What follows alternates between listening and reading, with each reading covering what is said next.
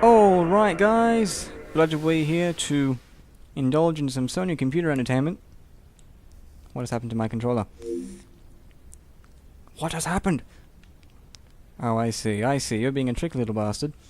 I'm using a wireless controller because my normal PS2 controllers are completely screwed. Like the analog sticks are all out of whack. I hate that. Like when something you have had that has worked for so long, it finally breaks and doesn't work properly anymore. And it's always not like completely broken. It's always just a little bit broken, but it may as well be completely broken because it just doesn't function properly anymore, and it's like everything works except one little thing that ruins it. Like the sticks are out of whack, and the sticks aren't centered, and like the stick leans to one direction just a little tiny bit, and then the character starts walking in a funny direction. Or if it's the right stick, the camera starts going all funny. It's annoying. I hate that shit. With the N64 I bought recently, it came with 3 controllers. 2 of them had sticks that were pretty firm, and the N64 is known for having like pretty bad analog stick. Not in terms of it working, just in terms of reliability and lasting quality. Like they're just not a very good build. So final step. Attach robotic ignition system. yeah, it's Thank just you for using help not the desk best thing. I mean, technology. as I said, 2 of them were perfectly fine. One of them was so out of whack. Like, the thing is though, with like a PS2 or a PS3 joystick, if it leans a little bit out of place, if it's a little bit off center by default, the thing picks it up. If an N64 stick gets loose, the stick does not detect it because the stick's pretty stiff. You have to actually really push it for it to pick it up. But you lose all the precision because it's not being centered in the middle. Like, you lose like half. Like, the stick's leaning halfway towards the edge. So you lose all that precision that you had. Like, half of your precision is gone. Which can be fucking annoying. Like, I tried using it. It's usable, just very badly. I call it my handicap controller. If I ever have people over that like don't really play Nintendo very much and they play it, I'll use that controller. Haven't had it happen yet, but you know, it'd be quite handy to see if it actually does make things more difficult. Because I have played it. It's not the best controller to use. It's still usable. Hey, you know what'd be interesting? Let's spend the next 15 minutes talking about fucking analog sticks. Ah, that would be amazing. So anyway, we're playing Ratchet Clank, the first one. We're well into it now. I think according to the DVD recorder, we're about 3 minutes into it. Just cutscenes so far. Nothing actually has happened where I can actually press any buttons. It's weird, because I mean, towards the beginning of the game, there's quite a few cutscenes, and because I'm using the wireless controller, as I said, this thing automatically turns off to save battery if you don't use it for about 5 minutes. And towards the beginning, like, I think I got to the second planet where there's a lot of cutscenes in a row between this planet, which I'm on now, which is the first one, and the second one. There's quite a few cutscenes, and once they were done, I tried to move around, nothing was happening, and the controller basically turned itself off. The controller got bored. And there was a help desk, which for some reason does not recognize the fact that I've beaten this game at least 10 times. At least half of those attempts are recorded on the memory card, so I think it's the help desk that needs help with reading. But thankfully the help desk will explain shit that I don't have to explain. So I don't have to tell you how the game works, the help desk can tell you how the game works. Also, just regarding cutscenes, I've watched a few LP Let's Plays and Let's Players who, when they're playing games with cutscenes, don't talk during the cutscenes. I tried that and hated being interrupted, so if you want to watch the cutscenes, you can do so in your own time by being intelligent and going up to the YouTube search field and typing in Ratchet and Clank cutscenes. And taking initiative instead of being a whiny little bitch and complaining for no fucking reason. The story isn't really that hard to pick up anyway, so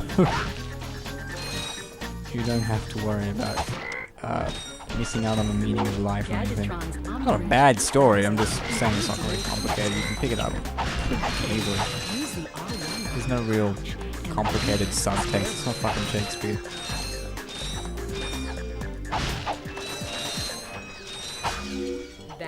Apparently, Ratchet is a bolt magnet, nanotech system rebuild your which is body from the one of inside those out. unrealistic yet very handy, simple mechanisms that just make shit easier. Fucking sick of people bitching about realism.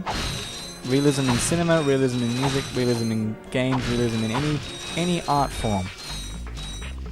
People need to shut the fuck up. Like, do you complain about realism in a game like, I don't know, Final Fantasy? Where there's all these magical creatures and spells and potions and shit. I don't play Final Fantasy, so pardon me if I sound ignorant. But the game, I think the only reason I'm using it as an example is because it has fantasy in the title. But like, just the whole fantasy genre, does anyone give a fuck if a fantasy game or a fantasy novel or a fantasy film is unrealistic? No. Part of the genre. Why necessarily does every single other genre of game, like primarily shooters and stuff nowadays, people expect to be realistic? Why? It's a game. People have the ability to make all these features and functions and parts of the game that don't have to follow proper logic. We're not restricted by logic, we're restricted by our imagination when it comes to creating things like this. We shouldn't be restricted by logic unless that's what we're aiming to do, in case that's the goal, and that will help us reach our goal. Whatever that goal is when you're writing what you are. If you want to adhere to realism, then fine. But you don't have to. It's ridiculous. Like, people bitch about... Like, people say, COD is a realistic shooter. No, it's not. In real life, you cannot do a 180 spin in half a second, kill someone with a sniper rifle without aiming at them from the hip,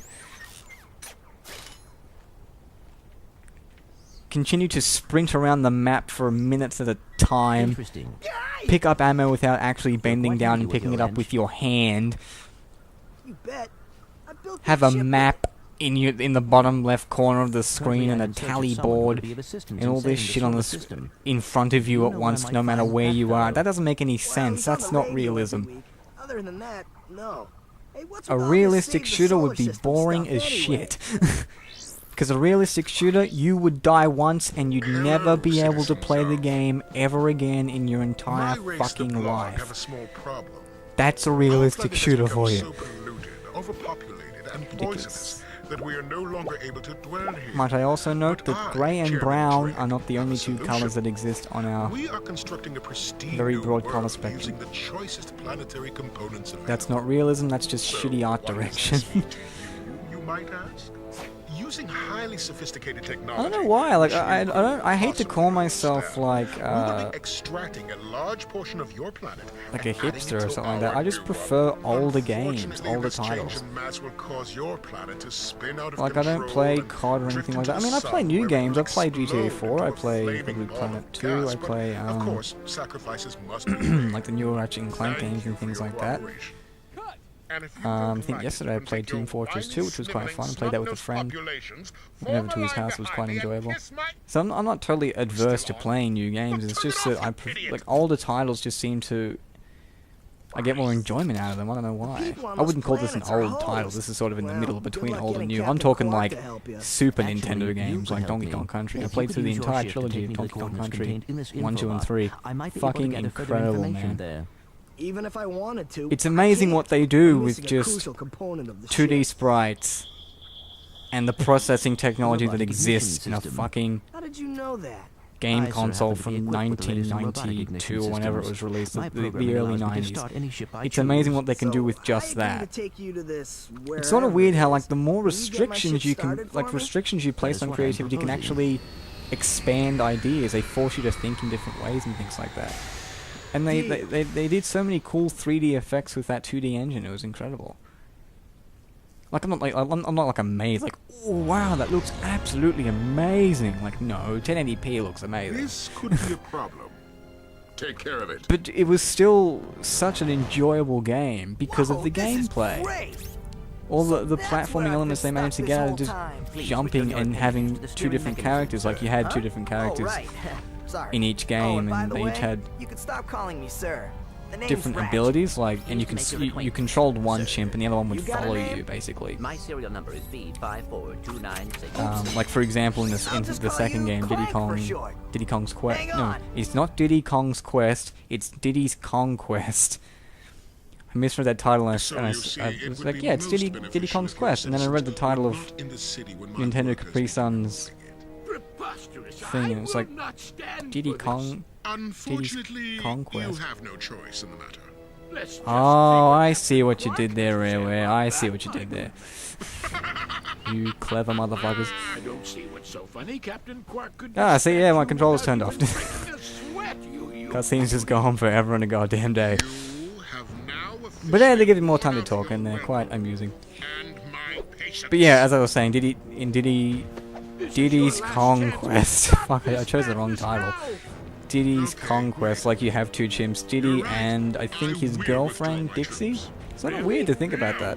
He's all Girlfriend, yours, like he's this little chimp, like you would think of like a kid and he's got a girlfriend. It's like, what do they do when they're not playing the game? Do they fuck? I don't know. Going at it like monkeys? I got no idea. But anyway, like Diddy can sort of run faster, I think, and jump higher.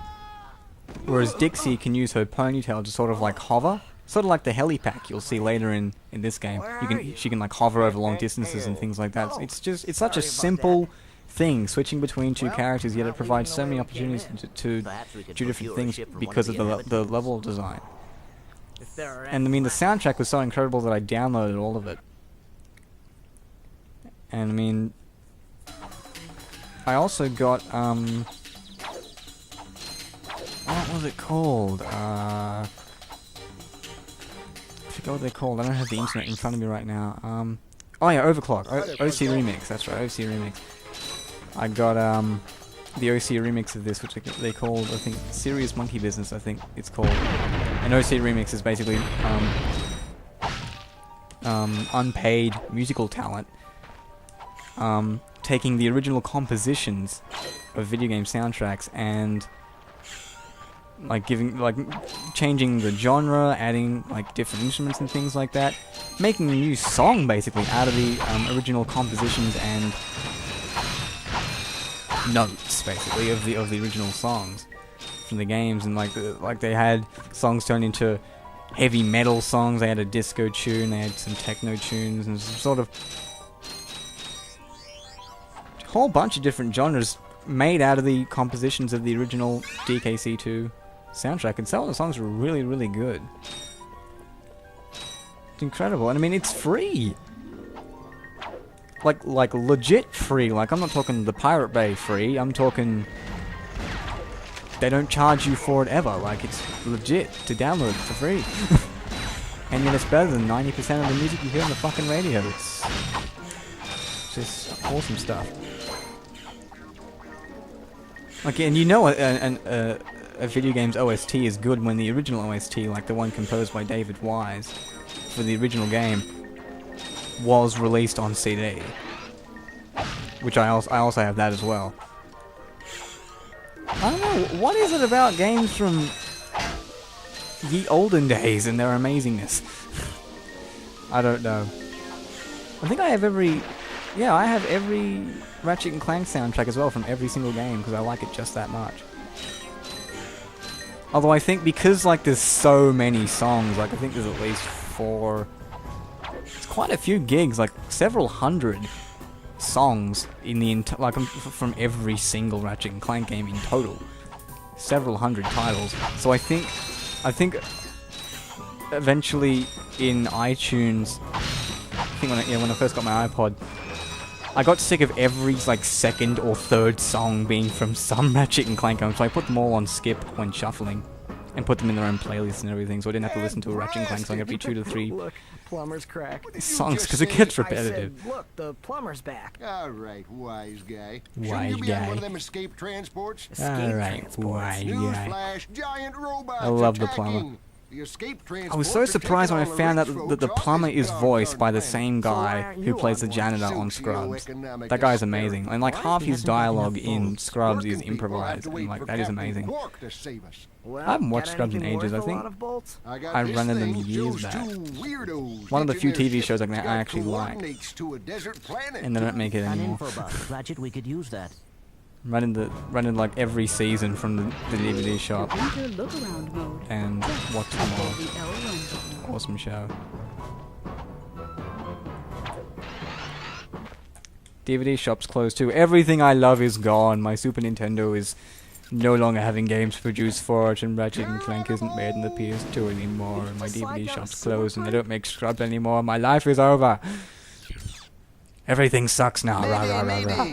Solar ship Radical. We seem to be under attack from the planet's surface. Relax, kid. It looks like some sort of fireworks display. Probably in your honor. Whoa! That was close. Ah! Pipe down, I can't concentrate. It's strange. I was gonna get a job at that DVD store. When we land, I'll I see if think I can they were stand looking an for exhibition people you. pretty recently. Now that they closed down, they're selling off all their Damn stock. screen. Sucks. And now I work for the government, which is even more ironic because I'm the most cynical motherfucker they could possibly have Does employed. he know Captain Quark?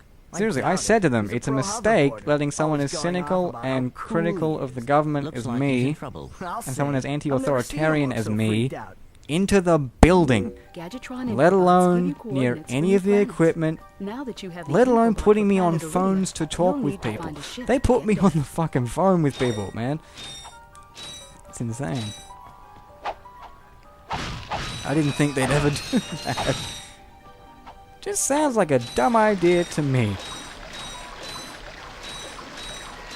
Yeah, I seriously hate the telephone. Like, I don't use the telephone very often. I've grown up without using it very much. I don't have a problem with answering it, and I mean, I don't really have that much problem with calling people either. I used to be really afraid of the phone.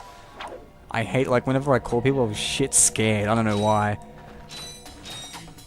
But I mean, on Sunday I worked overtime, and that was the first time they put me on the phone, basically. I had to call at least 150 people in a day to tell them some pretty bad news, which is typical of the government. I can't really give any details, but basically they had not been given what they had been promised. I seriously felt like calling these people up and going, yeah, hi, I work for the Department of Education. I'm just calling to let you know what a dickhead you were for expecting the government to come through on a promise. Yeah, just about that. It's a really bad fucking idea, so we'd just like you not to do it again in future. Thanks. Really fucking stupid.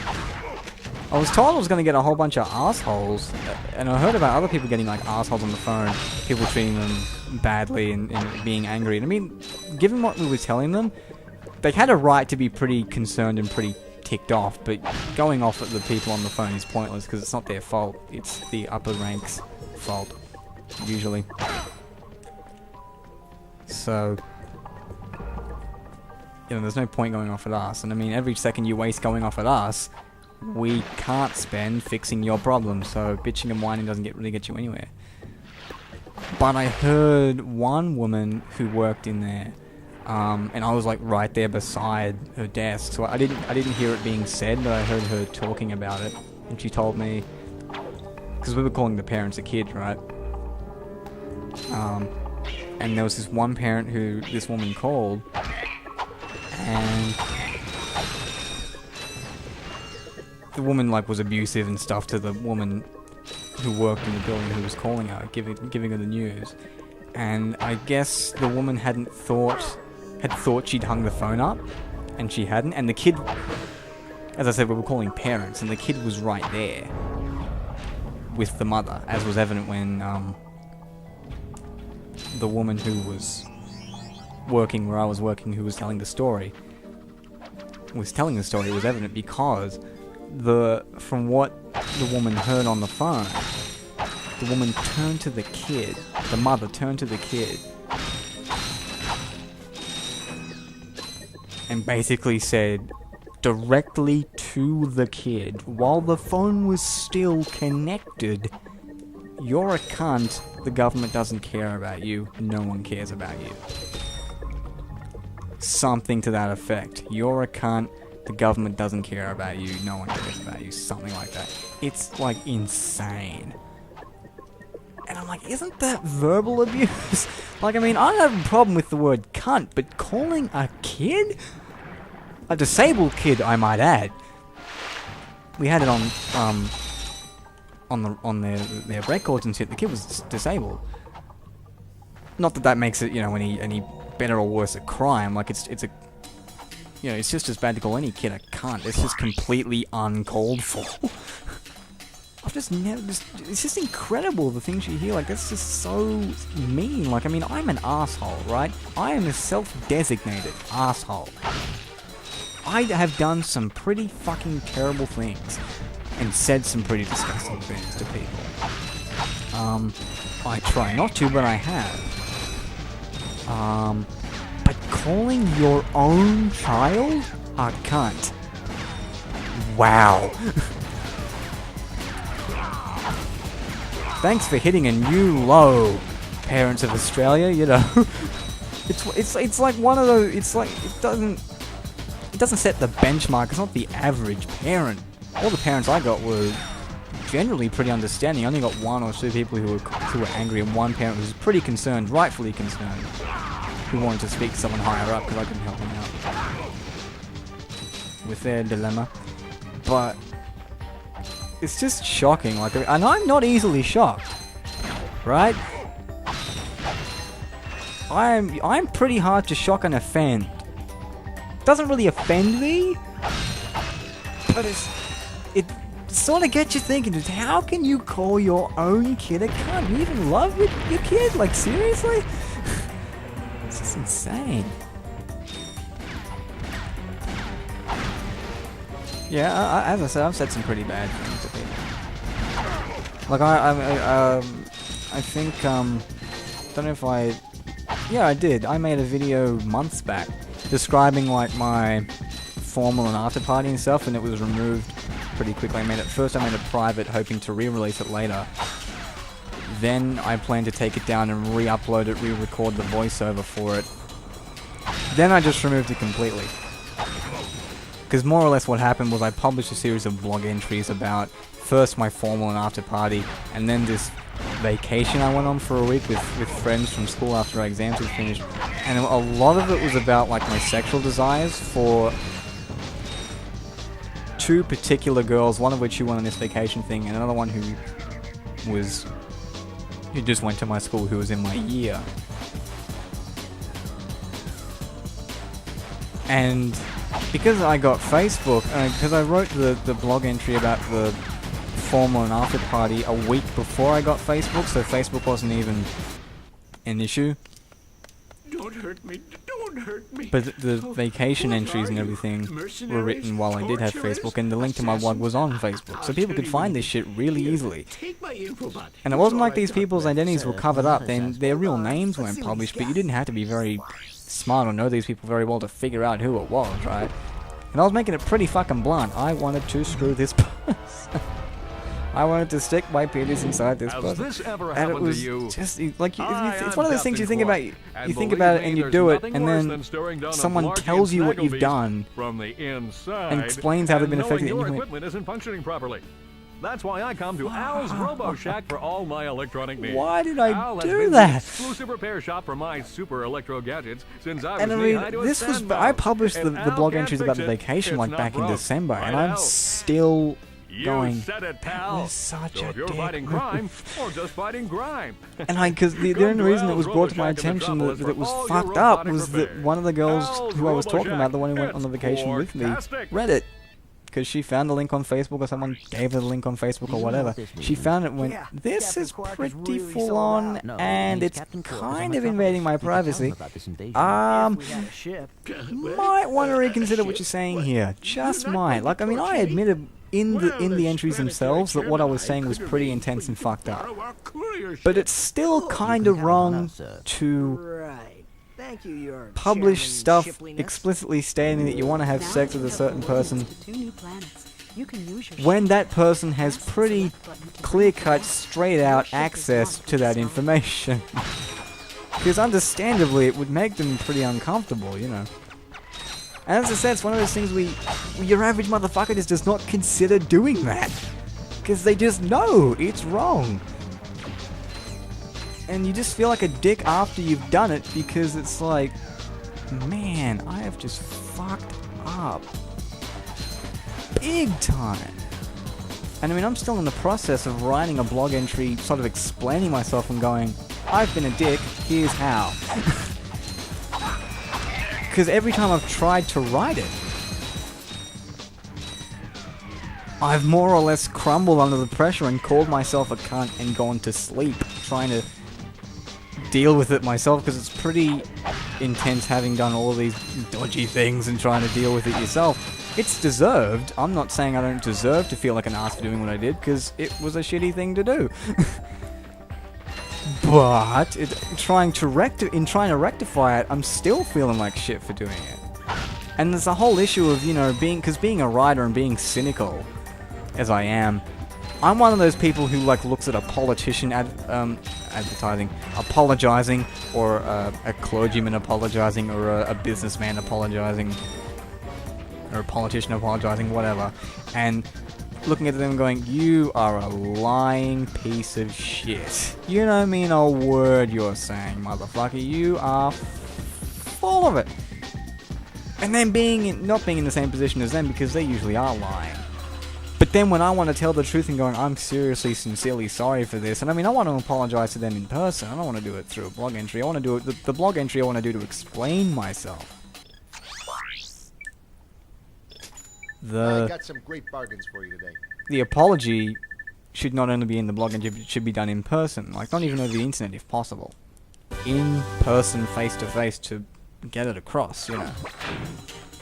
But being in a position where you know you've done something wrong and you want to apologize for it, but yet you know that people will be critical of what you've written and people might accuse you of being full of shit, when you know you're not being full of shit, but they think you are, and it's sort of like this, you have to find this medium between getting across that you're sincerely sorry, but also not overdoing it and making this whole big deal out of it, because then people are just going to think you're making a big deal out of it to fake genuine feelings about the situation. I think I wrote a line in the Now in Progress blog entry. It said, I don't know what it said. I might put it up in an annotation, because I can just find it, copy paste it. But it's basically like one line that sums up exactly how I feel about that. But hopefully by the time the next episode of this comes up, I think from now on, because Veldin was short, I'll do one planet at a time. Now I'm just running around burning nothing. This must be very boring for you to watch. I'm just fucking around because I'm trying to finish off what I'm talking about. Every subsequent episode's going to be one planet at a time, because Veldin, the first level that you saw, was pretty short, so I'm like, we'll do Veldin and Nivalis in one video. Every subsequent video will be just one planet long. We have 2 new planets. I think the next one we'll do will be Kerwan, or Planet Kerwan, Metropolis. And then we'll do Outpost X11 on Iridia, because that will require the swing shot, which we'll get from there. So I'll stick that quotation up to sum up my feelings, and as we fly off to Kerwan, I will hopefully catch you later. Catch you later? Blah blah blah blah blah blah. I'm using my ability to speak.